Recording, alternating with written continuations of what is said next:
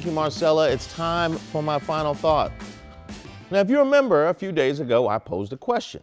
Is the NFL offering Colin Kaepernick a real opportunity?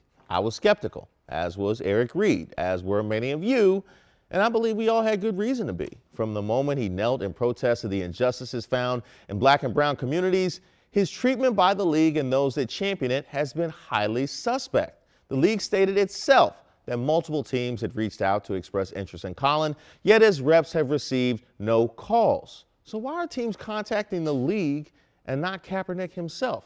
Consequently, Colin wanted two things from the league: a sense of fair treatment and transparency.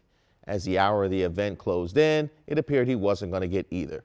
ESPN writer Howard Bryant detailed everything on Twitter, the lack of both, from Colin not being allowed to know who he'd be working with nor who he'd be working out for, to the league's restriction of media access, to them having sole control of the video being filmed and sent out to teams, to the legal papers they wanted him to sign. Nothing about the process seemed on the up and up. So Colin did, at that point, what would have been expected. He threw up his hands and staged his own session for the world to see. Now, if you watched the workout, you saw what we all knew and know. Colin can still play the game of football at a very high level. You watched the sports world's reaction to it. You also saw what we already knew and know. He's one of the most polarizing figures in all of America's culture. It's this polarization that's keeping him out of the game, nothing else. But who's perpetrating it?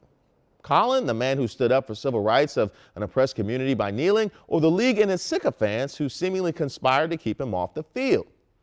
What's truly interesting to me is how this one man's workout held the attention of a whole country.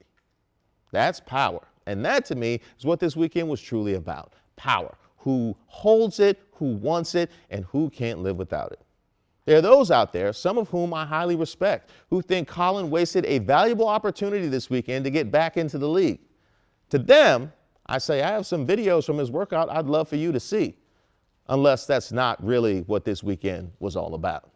We're going to continue this conversation online. You guys have a beautiful Monday. Get on up, DC.